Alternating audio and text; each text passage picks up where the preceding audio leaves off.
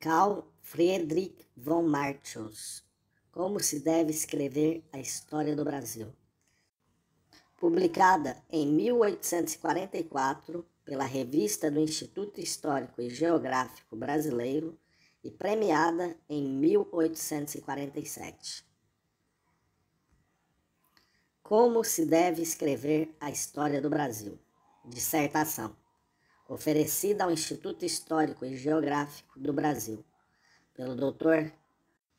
Carlos Frederico von de Martius, acompanhada de uma biblioteca brasileira, ou lista das obras pertencentes à história do Brasil.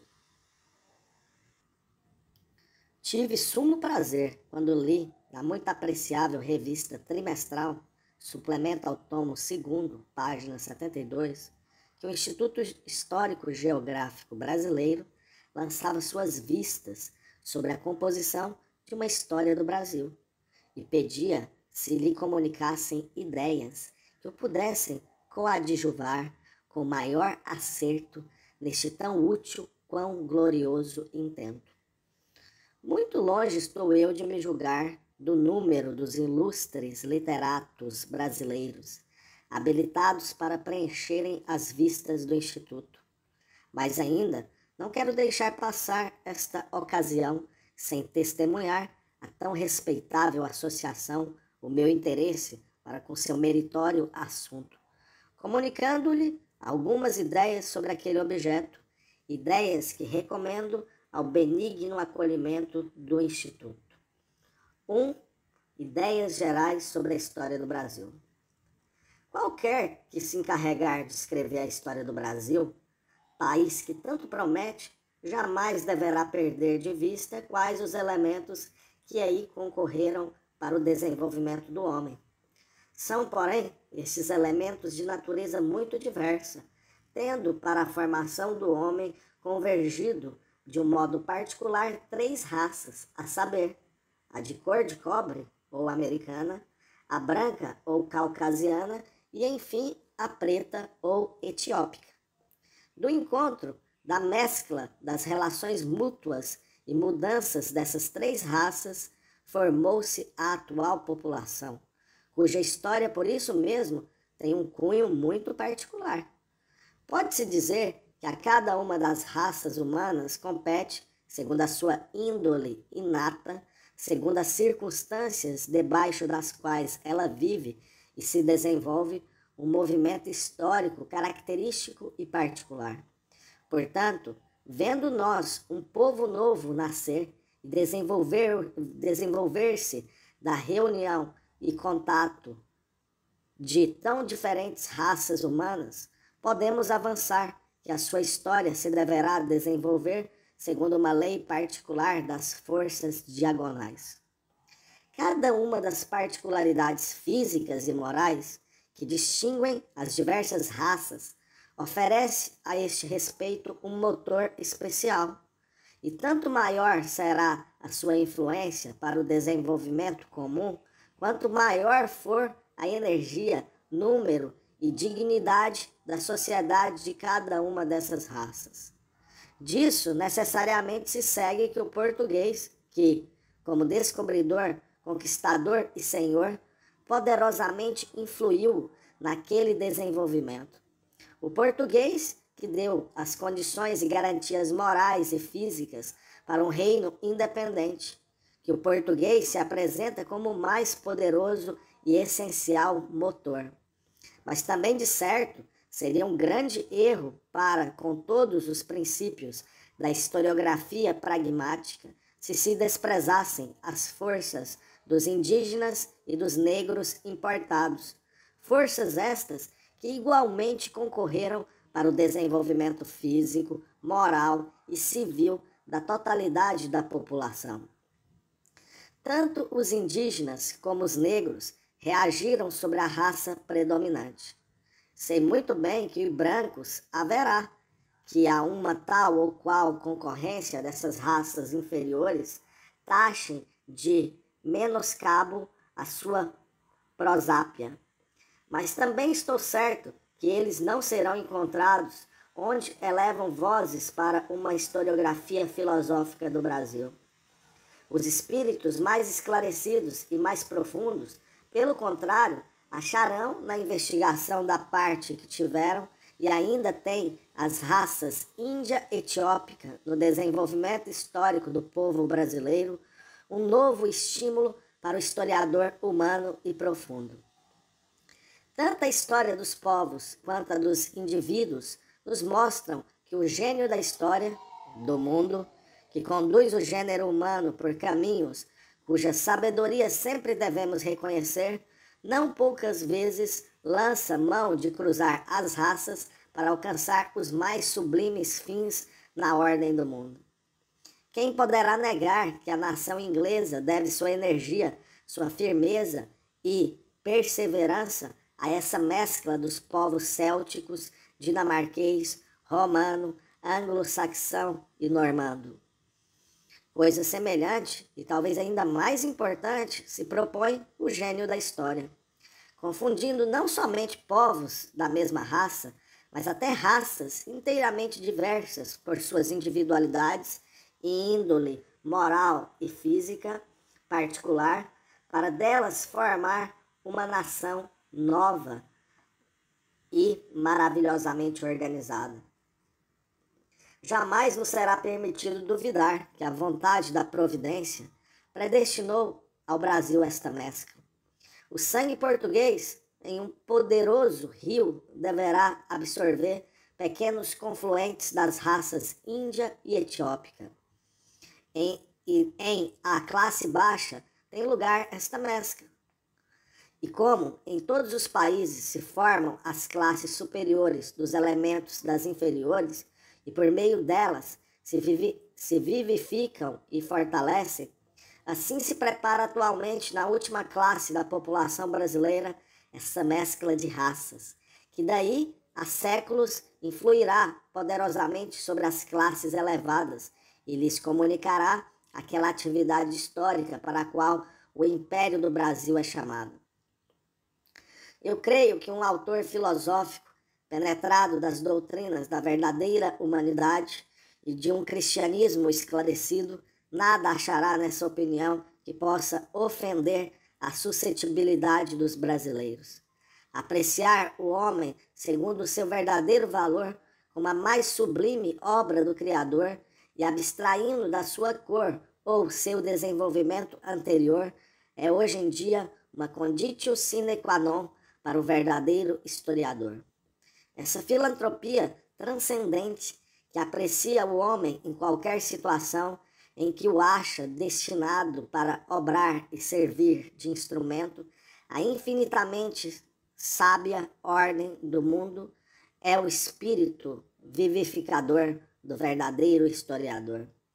E até me inclino a supor que as relações particulares pelas quais o brasileiro permite ao negro influir no desenvolvimento da nacionalidade brasileira designa por si o destino do país, em preferência de outros estados do Novo Mundo, onde aquelas duas raças inferiores são excluídas do movimento geral, ou como indígenas por causa de seu nascimento ou porque o seu número, em comparação com o dos brancos, é pouco considerável e sem importância. Portanto, devia ser um ponto capital para o historiador reflexivo mostrar como no desenvolvimento sucessivo do Brasil se acham estabelecidas as condições para o aperfeiçoamento de três raças humanas, que nesse país são colocadas uma ao lado da outra, de uma maneira desconhecida na história antiga e que devem servir-se mutuamente de meio e de fim. Esta reciprocidade oferece, na história da formação da população brasileira em geral, o quadro de uma vida orgânica. Apreciá-la devidamente será também a tarefa de uma legislação verdadeiramente humana. Do que até agora se fez para a educação moral e civil dos índios e negros e do resultado das instituições respectivas, o historiador poderá julgar no futuro, e tornando-se para ele a história uma sibila profetizando o futuro, poderá oferecer projetos úteis, etc, etc.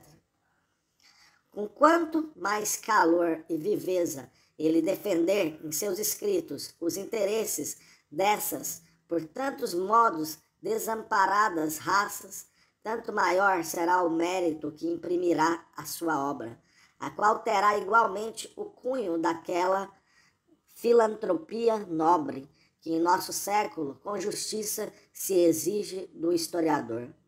O historiador que mostra desconfiar da perfectibilidade de uma parte do gênero humano autoriza o leitor a desconfiar que ele não sabe colocar-se acima de vistas parciais ou odiosas. 2. Os índios, a raça cor de cobre, e sua história como parte da história do Brasil. Se os pontos de vistas gerais aqui indicados merecem a aprovação do historiador brasileiro, ele igualmente deverá encarregar-se da tarefa de investigar minuciosamente a vida e a história do desenvolvimento dos aborígenes americanos e, estendendo as suas investigações além do tempo da conquista, perscrutinará a história dos habitantes primitivos do Brasil, história que, por ora, não dividida em épocas distintas, nem oferecendo monumentos visíveis, ainda está envolta em obscuridade, mas que, por esta mesma razão, excita sumamente a nossa curiosidade. Que povos eram aqueles que os portugueses acharam na terra de Santa Cruz, quando estes aproveitaram e estenderam a descoberta de Cabral? De onde vieram eles? Quais as causas que os reduziram a esta dissolução moral e civil, que neles não reconhecemos senão ruínas de povos? A resposta a esta e outras muitas perguntas semelhantes deve indubitavelmente preceder ao desenvolvimento de relações posteriores. Só depois de haver estabelecido um juízo certo sobre a natureza primitiva dos autóctones brasileiros, poder-se-á continuar a mostrar como se formou o seu estado moral e físico por suas relações com os emigrantes, em que estes influíram por leis e comércios e comunicação sobre os índios, e qual a parte que toca aos boçais filhos da terra no desenvolvimento das relações sociais dos portugueses emigrados. Ainda não há muito tempo que era a opinião geralmente adotada que os indígenas da América foram homens diretamente emanados de mão do Criador. Consideravam-se os aborígenes do Brasil como uma amostra do desenvolvimento possível do homem privado de qualquer revelação divina e dirigido na vereda das suas necessidades e inclinações físicas unicamente por sua razão instintiva. Enfeitado com as cores de uma filantropia e filosofia enganadora, consideravam este estado como primitivo do homem. Procuravam explicá-lo e dele derivavam os mais singulares princípios para o direito público, a religião e a história. Investigações mais aprofundadas, porém, provaram ao homem desprevenido que aqui não se trata do estado primitivo do homem, e que, pelo contrário, o triste e penível quadro que nos oferece o atual indígena brasileiro não é senão o resíduo de uma muito antiga, posto que perdida história. Logo que nós tivermos penetrado desta convicção, estende-se o passado da raça americana para uma época encoberta de escuridão, e esclarecê-la será tarefa tão espinhosa quanto cheia de interesse. A vereda que o historiador deve trilhar neste campo não pode ser outra senão esta. Em primeiro lugar, devemos considerar o indígena brasileiro em suas manifestações exteriores como ente físico e compará-lo com os povos vizinhos da mesma raça. O passo imediato nos levará à esfera da alma e da inteligência destes homens. E a isto se ligam investigações sobre a extensão de sua atividade espiritual e como ela se manifesta por documentos históricos. Como documentos mais gerais e mais significativos, deve ser considerada a língua dos índios. Pesquisas nesta, atualmente tão pouco cultivada esfera, não podem jamais ser suficientemente recomendadas, e tanto mais que as línguas americanas não cessam de achar-se continuamente em uma certa confusão, de sorte que algumas delas em breve estarão inteiramente extintas. Muito há que dizer sobre este objeto, mas como devo supor que poucos historiógrafos brasileiros se ocuparão com estudos linguísticos, deixo à parte este assunto. Aproveito, porém, esta ocasião de exprimir o meu desejo que o Instituto Histórico Geográfico Brasileiro designasse alguns linguistas para a redação de dicionários e observações gramaticais sobre estas línguas, determinando que estes senhores fossem ter com os mesmos índios. Neste respeito, seria muito para desejar que se investigassem especialmente as radicais da língua tupi e dos seus dialetos, desde o Guarani, nas margens do Rio da Prata, até o Arino e Guês, sobre o Amazonas, que, para tal dicionário brasileiro, servisse de modelo o vocabulário que a imperatriz Catarina mandou esboçar para as línguas asiáticas, e que, afinal e principalmente, se coligissem, em primeiro lugar, todos os vocábulos que se referem a objetos naturais, determinações legais de direito ou vestígios de relações sociais. A língua principal falada outrora pelos índios do Brasil em vastíssima extensão e entendida ainda em muitas partes é a língua geral ou tupi. E sem dúvida muito significativo que um grande complexo de raças brasileiras entendam este idioma. Assim como no Peru, com as línguas Quechua e Aymara, que se estendiam sobre vastíssimos territórios, aconteceu no Brasil com a língua tupi. E não podemos duvidar que todas as tribos que nelas sabem fazer-se inteligível pertençam a um único e grande povo, que sem dúvida possuiu a sua história própria e que de um estado florescente de civilização decaiu para o atual estado de degradação e dissolução, do mesmo modo como o observamos entre os povos ocidentais que falavam a língua dos Incas ou o Aymara. Não deve passar inapercebidamente que os caraíbas, nas Guianas e nas Antilhas, falavam uma língua por uma sintaxe e vocabulário parente da língua tupi. Fato este tanto mais singular quanto há muitos vestígios de serem os caraíbas um povo de piratas que se estendia da Flórida e das Bermudas para o sul. Assim, tornaram-se as investigações sobre a língua dos aborígenes brasileiros um objeto de interesse geral, conduzindo a investigações etnográficas e compreendendo uma grande parte do Novo Mundo. A língua devem, em primeiro lugar, ligar-se os estudos sobre a mitologia, as teogonias e geogonias das raças brasileiras. Um observador filosófico não deixará de descobrir nos restos de mitos e no balbuciamento poético que ainda hoje se encontram vestígios muito significativos de uma perdida filosofia natural e de um culto ainda enigmático. Uma indagação superficial do culto atual dos índios do Brasil contenta-se em considerá-lo como uma espécie de xamanismo ou fetichismo. Mas com isto não se dará por satisfeito o historiador filosófico, que dos restos atuais de ideias e cerimônias religiosas conclui para noções anteriores mais puras e para formas de um culto antigo, do qual os sacrifícios humanos dos prisioneiros, o canibalismo e numerosos costumes e usos domésticos devem ser considerados como a mais bruta degeneração e que somente deste modo tornam-se explicáveis.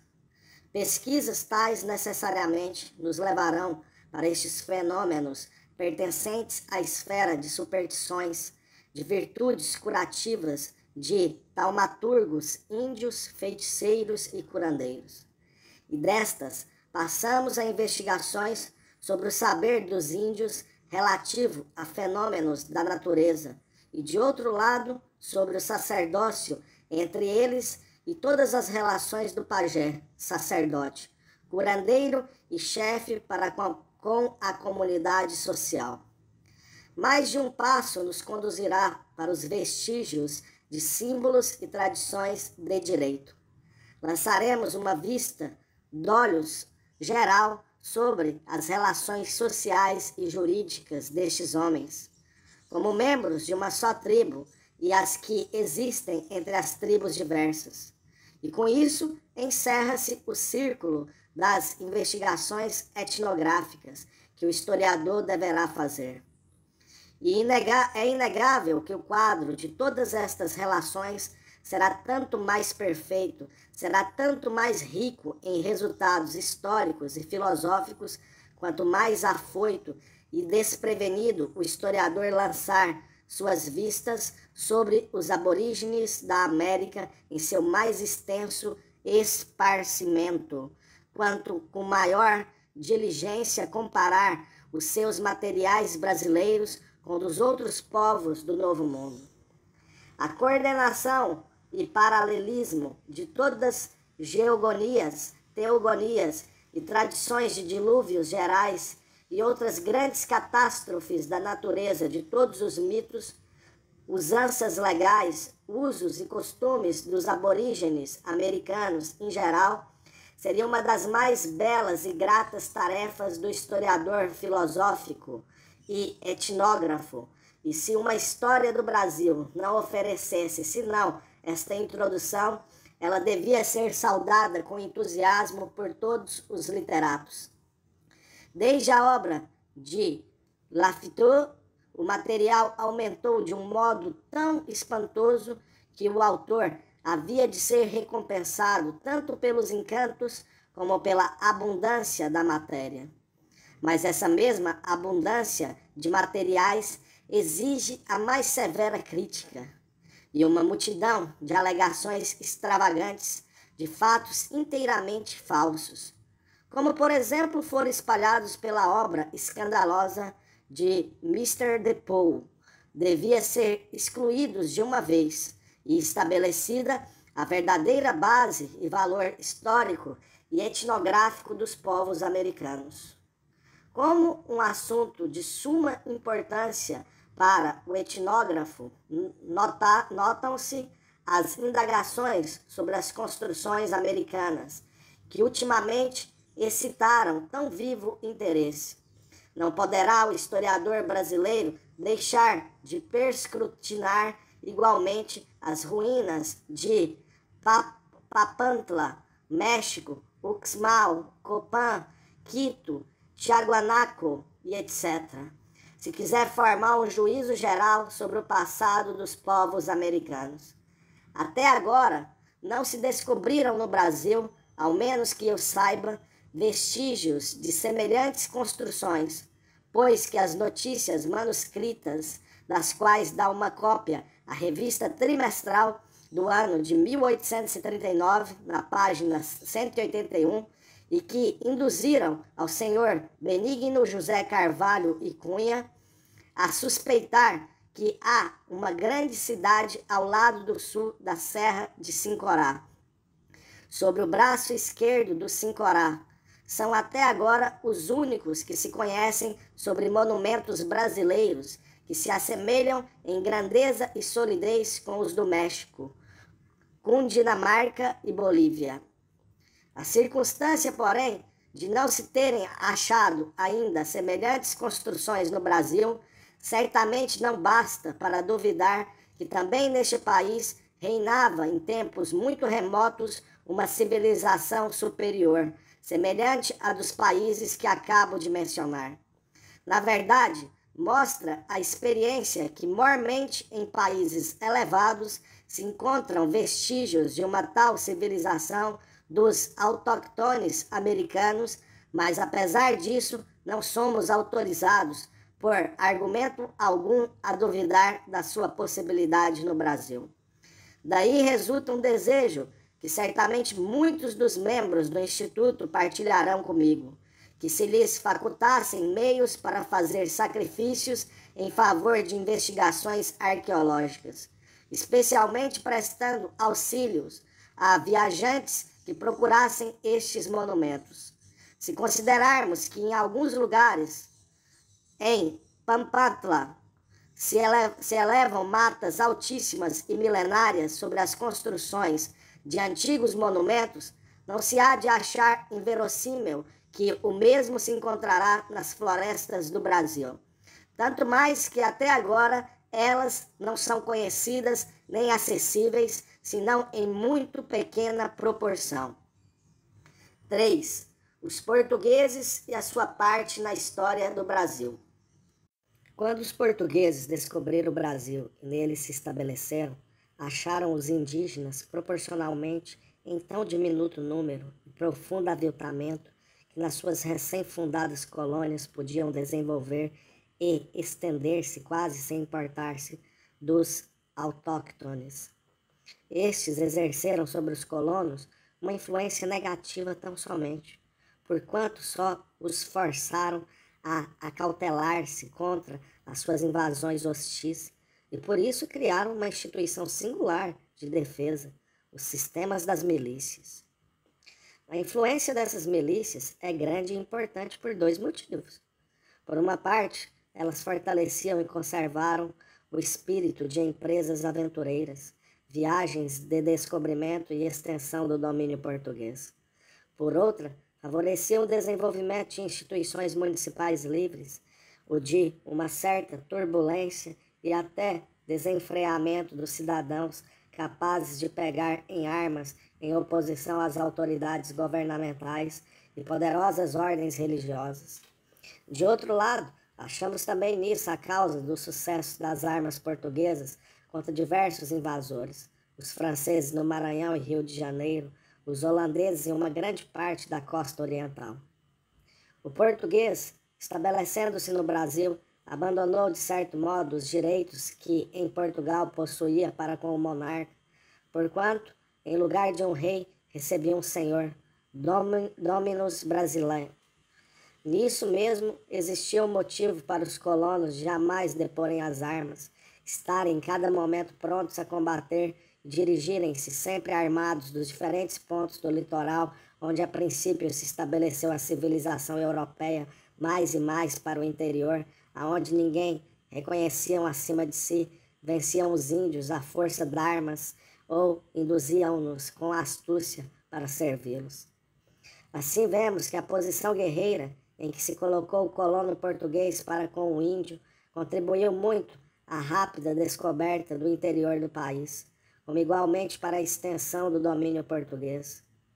A natureza particular do país, principalmente a abundância de ouro, não era de pequeno momento, porquanto as primeiras viagens de descoberta eram antes incursões de rapina contra os indígenas, a quem escravizaram ou só tinham por feito a descoberta de riquezas minerais. Enfim, não devemos julgar a imigração de colonos portugueses para o Brasil, como ela se operava no século XVI e que lançou os primeiros fundamentos do atual império, segundo os princípios que entre nós regulam as empresas de colonização. Hoje em dia, as colonizações são, com poucas exceções, empresas de particulares, e nascem quase exclusivamente da necessidade de trocar uma posição pobre e apertada por outra mais livre e agradável. Estas emigrações quase só têm lugar nas classes dos agricultores e artistas, e quase nunca dos nobres e abastados. Mas, assim, não aconteceu nos primeiros tempos da colonização do Brasil. Elas eram, então, uma continuação dessas empresas afoitas e grandiosas, dirigidas para a Índia e executadas ao mesmo tempo por príncipes, nobres e povo. Dessas empresas que tornaram a nação portuguesa tão famosa como rica.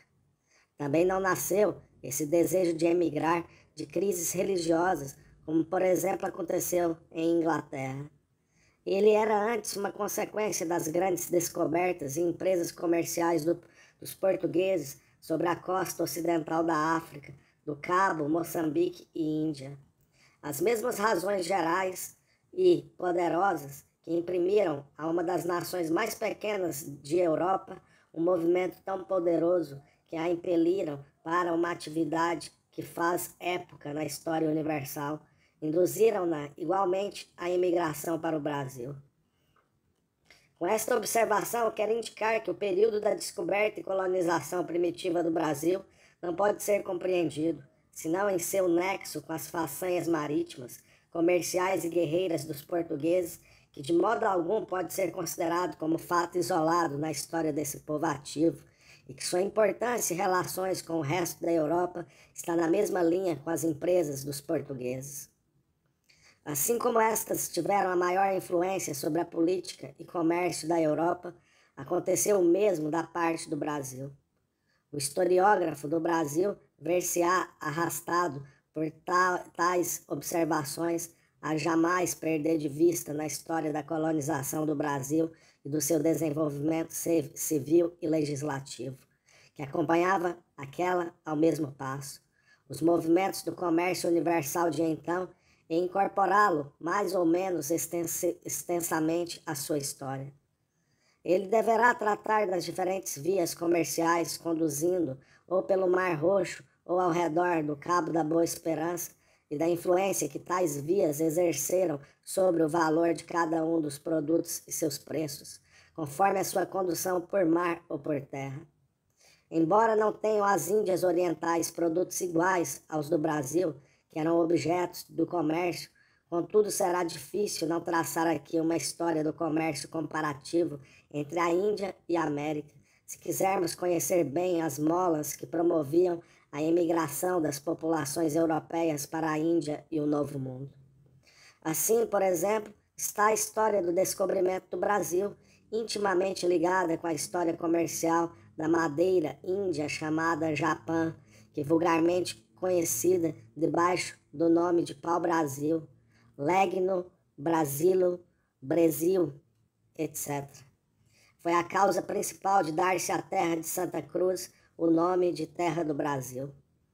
Também a história e movimento mercantil dos metais e pedras preciosas tem as mais estreitas relações com a história do Brasil, e finalmente a das plantas tropicais úteis, conhecidas na Europa depois da descoberta do Novo Mundo, jamais poderá ser separada da história da colonização do Brasil. Mais abaixo falaremos da grande influência que deviam exercer sobre o desenvolvimento do Brasil as viagens dos portugueses na África, as suas relações comerciais nesta parte do mundo e a sua conivência com o tráfico da escravatura. O português, que no princípio do século XVI emigrava para o Brasil, levava consigo aquela direção de espírito e coração que tanto caracteriza aqueles tempos. Isento do efeito imediato do cisma de Lutero, em numerosos conflitos, porém, com a Espanha e mais partes da Europa, talvez então mais acessível do que depois ao movimento intelectual geral daquele século, o colono português desse tempo distintamente representa a índole particular desse período. E o historiador brasileiro não poderá eximir-se de traçar um quadro dos costumes do século XV, sem tentar descrever os homens tais e quais vieram para além do oceano fundar um novo Portugal. Daqui o historiador deverá passar para a história da legislação e do estado social da nação portuguesa, para poder mostrar como, nela, se desenvolveram pouco a pouco tão liberais instituições municipais como foram transplantadas para o Brasil e quais as causas que concorreram para o seu aperfeiçoamento nesse país. mostrar enquanto aqui a legislação antiga portuguesa, de Dom Dinis, ficou mais isenta da influência do direito romano que os reis espanhóis propagaram em Portugal, seria uma tarefa de sumo interesse para o historiador, que na legislação reconhece o espelho de uma época. Aqui merecerão distinto desenvolvimento as relações eclesiásticas e monacais. E isso tanto mais, porquanto algumas dessas ordens acharam-se muitas vezes, assim como na América Espanhola, em oposição com as municipalidades ou povoações, não poucas vezes em favor dos índios. Mas, segundo os meus conhecimentos relativos à Constituição Eclesiástica do Brasil, tais movimentos não procederam de concílios brasileiros, mas sim de determinações legislativas, vindas ou da metrópole ou de Roma. Das ordens religiosas todas, a dos jesuítas representou o mais notável papel e suas construções são os únicos monumentos grandiosos ainda existentes daqueles remotos tempos, como também instituições suas aqui até o presente não desapareceram inteiramente, nem perderam certa influência. A atividade com que os jesuítas se ocupavam em missões facultou-lhes melhor para que possuíssem as mais variadas e, em grande parte, muito importantes notícias sobre a vida doméstica e civil, assim como sobre as línguas e outros conhecimentos dos índios.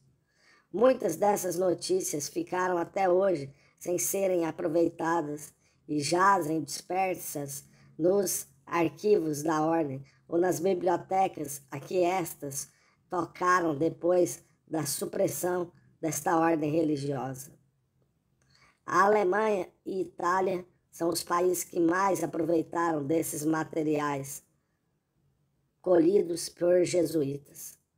Basta-me citar a obra volumosa e em fólio de P. Stockler, O Weltbot, o Mensageiro Universal, ou outras publicadas na Itália por Evans e Muratori. Os jesuítas alemães que se empregaram em missões no Brasil possuíam menos erudição que os franceses, entre os quais, em geral, aquela ordem famou os mais distintos sábios.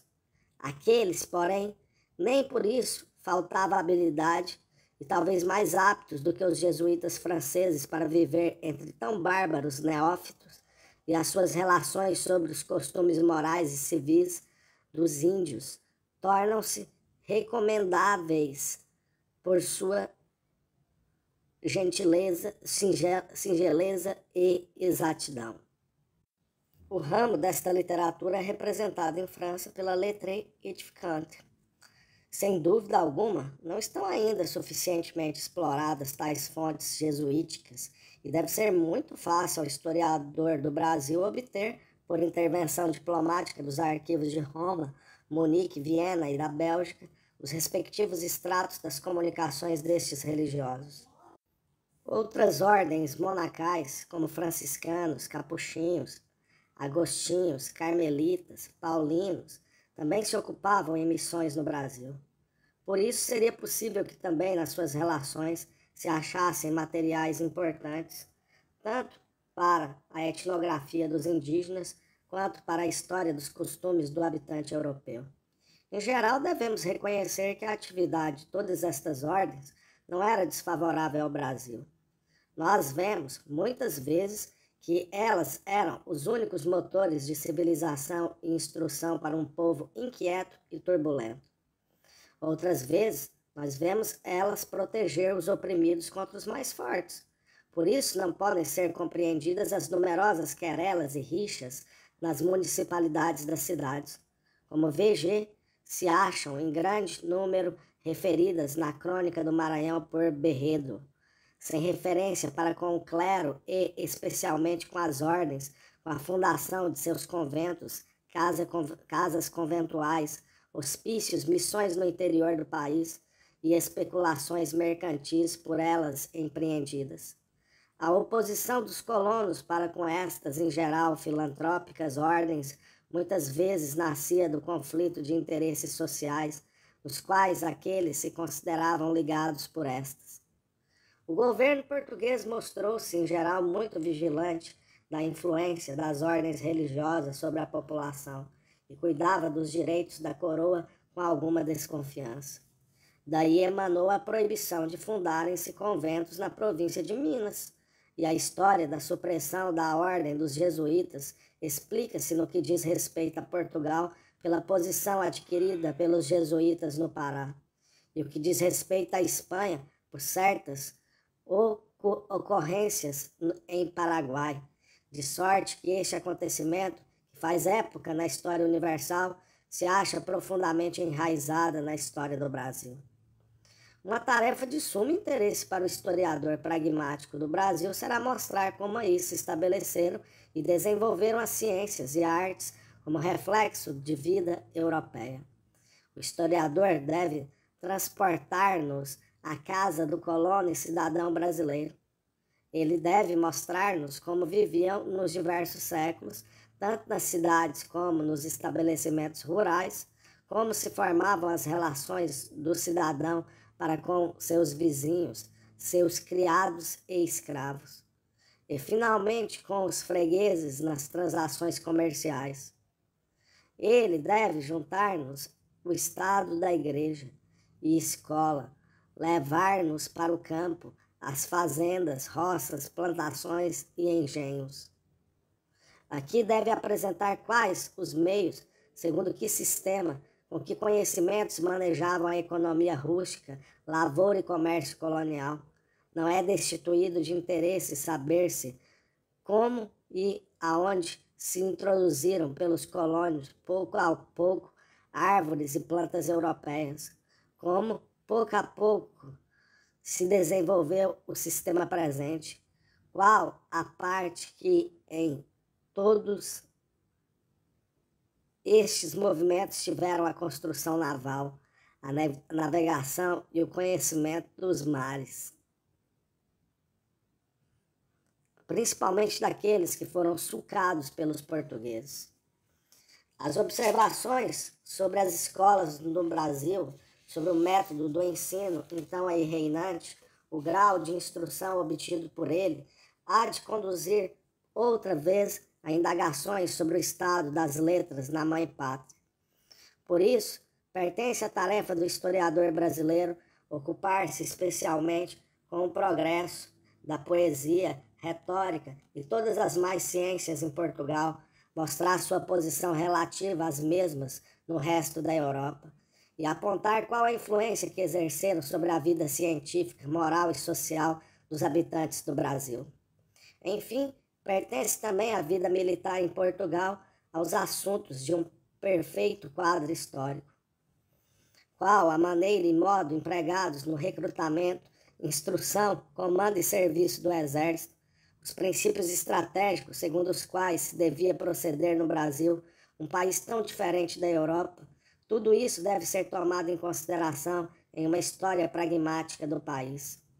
Relativamente às guerras com os holandeses, não nos faltam semelhantes notícias, mas, pelo contrário, o que diz respeito a essas viagens belicosas de descoberta no interior do Brasil, principalmente dos mamalucos de São Paulo e suas guerras com espanhóis, e os missionários em Paraguai, carece ainda ser esclarecido por acharem-se os poucos documentos escritos relativos ainda sepultados, pela maior parte, nos arquivos das diferentes cidades e vilas, enquanto as crônicas da maior parte dos lugares mais consideráveis ocupam-se muitas vezes com grande monotonia de acontecimentos sem nenhuma importância relativos à comunidade, achará o historiador um atrativo variadíssimo na narração das numerosas viagens de descobertas e incursões dos diferentes pontos do litoral para os desertos longínquos do interior, os sertões, empreendidas em procura de ouro e pedras preciosas, ou com o fim de cativar e levar como escravos os indígenas. Essas entradas foram, pela maior parte, executadas espontaneamente por pessoas, as quais, animadas por um certo espírito romanesco e aventureiro, nelas desenvolveram toda a energia, talento inventivo, perseverança e coragem de um Cortês, Balboa ou Pizarro, e executaram façanhas dignas de admiração da posteridade. É muito para desejar que pesquisas rigorosas nos arquivos das cidades nos subministrassem maior cópia de documentos semelhantes àqueles que referem às aventuras românticas de Bartolomeu Bueno da Silva, descobridor de Goiás, 19 de setembro de 1740, aventuras dignas de inspirar tanta fantasia do poeta épico como a musa mais tranquila do historiador. Para a descrição destas viagens de descoberta, apresenta-se uma grande dificuldade na falta de datas exatas geográficas que designassem com precisão os caminhos tomados por tais expedições. Custa-nos acreditar que estas incursões percorressem muitos lugares que atualmente não são mais visitados e inteiramente perdidos para nós, como, por exemplo, esse fabuloso vale pedregoso e riquíssimo em ouro dos Martírios. Contudo, uma designação em tudo exata da direção dos caminhos então percorridos não havia de ser sem interesse para a geografia, etnografia e, em alguns casos, também para a exploração das riquezas da natureza de muitas regiões ainda hoje quase desconhecidas. Uma exposição aprofundada destas viagens para o interior conduzirá necessariamente o historiador a certa particularidade que excitou muito a minha atenção.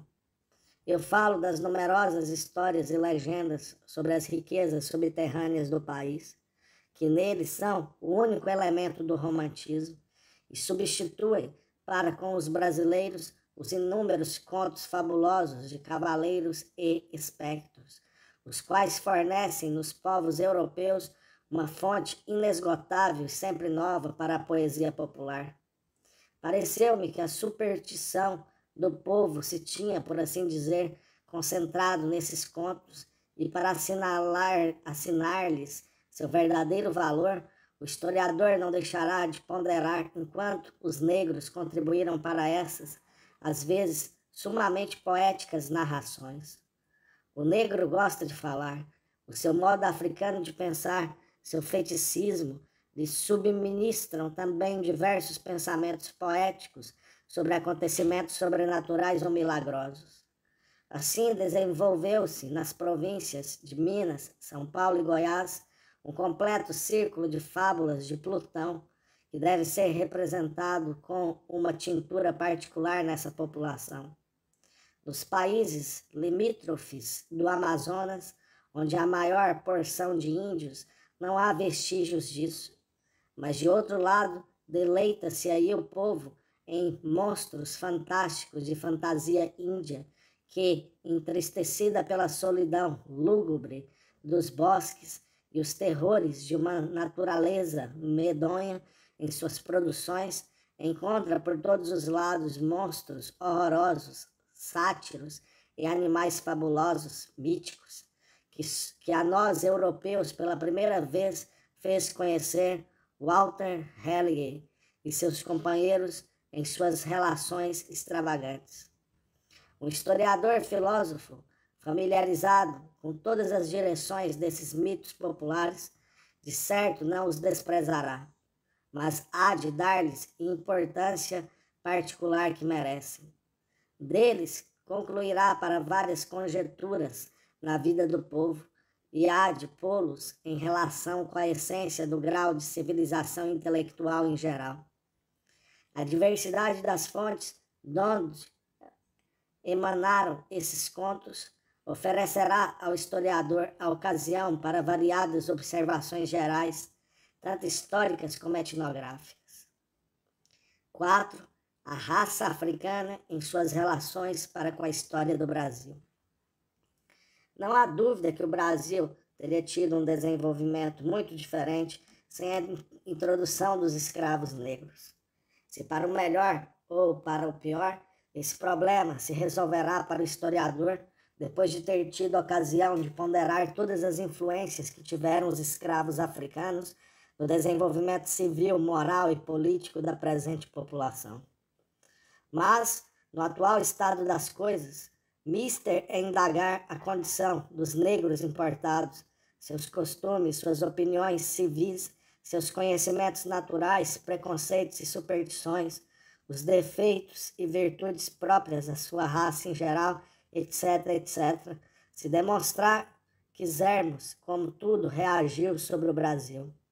Sendo a África visitada pelos portugueses antes da descoberta do Brasil e tirando eles deste país grande vantagens comerciais, é fora de dúvida que já naquele período influía nos costumes o desenvolvimento político de Portugal.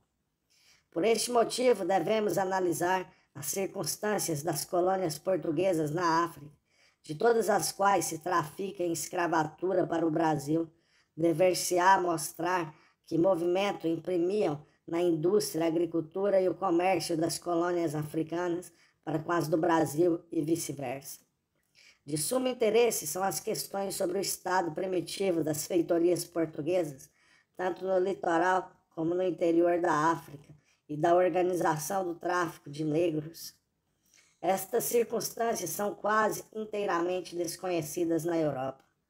Só ultimamente foram publicadas notícias sobre este assunto pelos ingleses, contudo parecem representadas em grande parte de um só lado, nem fornecem esclarecimentos suficientes sobre o manejo e procedimento do tráfico dos escravos no interior do país.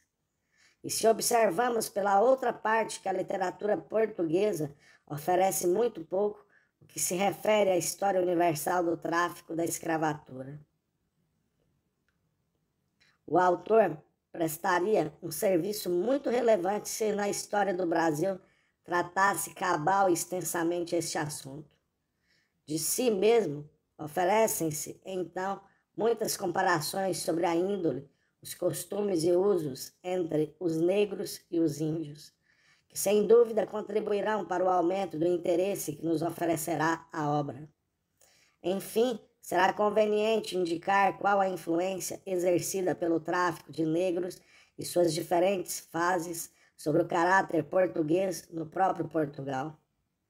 Nunca, portanto, o historiador da terra da Santa Cruz há de perder de vista que sua tarefa abrange os mais grandiosos elementos, que não lhe compete tão somente descrever o desenvolvimento de um só povo, circunscrito em estreitos limites, mas sim de uma nação cuja crise e mescla atuais pertencem à história universal que ainda se acha no meio de seu desenvolvimento superior.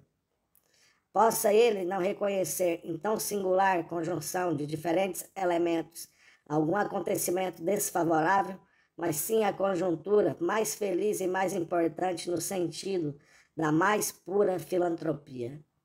Nos pontos principais, a história do Brasil será sempre a história de um ramo de portugueses, mas se ela aspirar a ser completa e merecer o nome de uma história pragmática, jamais poderão ser excluídas as suas relações para com as raças etiópica e índia. Sobre a forma que deve ter uma história do Brasil, seja-me permitido comunicar algumas observações. As obras até o presente publicadas sobre as províncias, em separado, são de preço inestimável. Elas abundam em fatos importantes, esclarecem até com minuciosidade muitos acontecimentos. Contudo, não satisfazem ainda as exigências da verdadeira historiografia, porque se ressentem de mais de certo espírito de crônicas. Um grande número de fatos e circunstâncias insignificantes que com monotonia se repetem e a relação minuciosa até o excesso de acontecimentos que se desvaneceram sem deixarem vestígios históricos. Tudo isso, recebido em uma obra histórica, há de prejudicar o interesse da narração e confundir o juízo claro do leitor sobre o essencial da relação, o que avultará a repetir-se o que cada governador fez ou deixou de fazer na sua província ou relacionar fatos de nenhuma importância histórica que se referem à administração de cidades, municípios ou bispados, etc., ou uma escrupulosa acumulação de citações e autos que nada provam e cuja autenticidade histórica, por vezes duvidosa? Tudo isso deverá, segundo a minha opinião, ficar excluído. Aqui se apresenta uma grande dificuldade em consequência da grande extensão do território brasileiro, da imensa variedade no que diz respeito à natureza que nos rodeia, aos costumes e usos e à composição da população de tão disparatados elementos. Assim como a província do Pará tem clima inteiramente diferente, outro solo, outros produtos naturais, outra agricultura, indústria, outros costumes, usos ou precisões do que a província do Rio Grande do Sul. Assim acontece igualmente com as províncias da Bahia, Pernambuco e Minas. Em uma predomina quase exclusivamente a raça branca, descendente dos portugueses, na outra tem a maior mistura com os índios, e uma terceira manifesta-se a importância da raça africana. Enquanto influía de um modo especial sobre os costumes e o estado da civilização em geral. O autor que dirigisse com preferência as suas vistas sobre uma dessas circunstâncias corria perigo de não escrever uma história do Brasil, mas sim uma série de histórias especiais de cada uma das províncias. Um outro, porém, que não desse a necessária atenção a estas particularidades, corria risco de não acertar com este tom local que é indispensável onde se trata de despertar no leitor um vivo interesse. E dar às suas descrições aquela energia plástica, imprimir-lhe aquele fogo que tanto admiramos nos grandes historiadores. Para evitar este conflito, parece necessário que, em primeiro lugar, seja em épocas judiciosamente determinadas, representando o estado do país em geral, conforme o que venha de particular em suas relações com a mãe pátria e as partes do mundo. E que, passando logo para aquelas partes do país que essencialmente diferem, seja realçado em cada uma delas o que houver de verdadeiramente importante e significativo para a história. Procedendo assim, não se devia certamente principiar de novo em cada província, mas omitir, pelo contrário, tudo aquilo que em todas mais ou menos se repetiu. Portanto, deviam ser tratadas conjuntamente aquelas porções do país que, por analogia da sua natureza física, pertencem umas às outras. Assim, por exemplo, converge a história das províncias de São Paulo, Minas, Goiás e Mato Grosso. A do Maranhão se liga à do Pará, e a roda dos acontecimentos de Pernambuco formam um grupo natural, os do Ceará, Rio Grande do Norte e Paraíba. Enfim, a história de Sergipe, Alagoas e Porto Seguro não será senão a da Bahia. Para um tal trabalho, segundo certas divisões gerais do Brasil, parece-me indispensável que o historiador tivesse visto esses países, que tivesse penetrado com seus próprios olhos as particularidades da sua natureza e população. Só assim poderá ser apto para avaliar devidamente todos os acontecimentos históricos que tiveram lugar em qualquer das partes do império, explicá-los pela particularidade do solo que o homem habita e colocá-los em verdadeiro nexo pragmático para com os acontecimentos na vizinhança. Quão diferente é o Pará de Minas! Uma outra natureza, outros homens, outras precisões e paixões, e, por conseguinte, outras conjunturas históricas. Esta diversidade não é suficientemente reconhecida no Brasil, porque há poucos brasileiros que tenham visitado todo o país. Por isso, formam ideias muito errôneas sobre circunstâncias locais, fato este que, sem dúvida alguma, muito concorre para que as perturbações políticas em algumas províncias só se podiam apagar depois de longo tempo. nem se reconhecerão sempre as verdadeiras causas de um estado achacoso, e por isso às vezes não foram ministrados remédios apropriados. Se o historiador se familiarizar bem com estas particularidades e exatamente as apresentar, não poucas ocasiões achará para dar úteis conselhos à administração. No que diz respeito aos leitores em geral, deverá lembrar-se, em primeiro lugar, que não excitará nenhum interesse vivo, nem lhes poderá desenvolver as relações mais íntimas do país, sem serem precedidos os fatos históricos por descrições das particularidades locais da natureza. Tratando seu assunto, segundo este sistema, o que já admiramos no pai da história, Heródoto, encontrará muitas ocasiões para pinturas encantadoras da natureza. Elas imprimirão à sua obra um atrativo particular para os habitantes das diferentes partes do país, porque nestas diversas descrições locais reconhecerão a sua própria habitação e se encontrarão, por assim dizer, a si mesmos. Desta sorte ganhará o livro em variedade e riqueza de fatos, e muito especialmente em interesse para o leitor europeu. Por fim, devo ainda ajuntar uma observação sobre a posição do historiador do Brasil para com a sua pátria. A história é uma mestra, não somente do futuro, como também do presente. Ela pode difundir entre os contemporâneos sentimentos e pensamentos do mais nobre patriotismo. Uma obra histórica sobre o Brasil deve, segundo a minha opinião, ter igualmente a tendência de despertar e reanimar em seus leitores brasileiros amor da pátria, coragem, constância, indústria, fidelidade, prudência, em outras palavras, todas as virtudes cívicas. O Brasil está afeto em muitos membros de sua população de ideias políticas imaturas. Ali vemos republicanos de todas as cores, ideólogos de todas as qualidades. É justamente entre estes que se acharão muitas pessoas que estudarão com interesse uma história de seu país natal.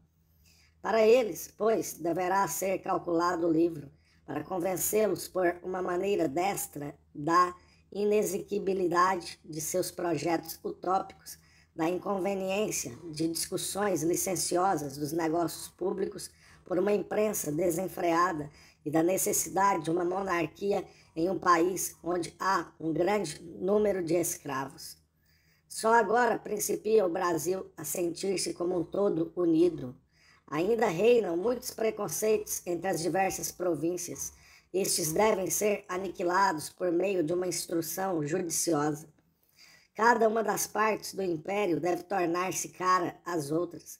Deve procurar-se provar que o Brasil, país tão vasto e rico em fontes variadíssimas de ventura e prosperidade civil, alcançará o seu mais favorável desenvolvimento se chegar firmes os seus habitantes na sustentação da monarquia a estabelecer por uma sábia organização entre todas as províncias relações recíprocas.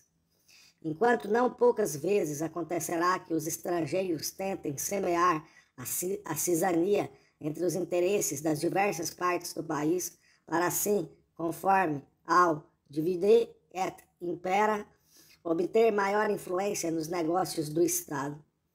Deve o historiador patriótico aproveitar toda e qualquer ocasião a fim de mostrar que todas as províncias do Império, por lei orgânica, se pertencem mutuamente, que seu propício adiantamento só pode ser garantido pela mais íntima união entre elas.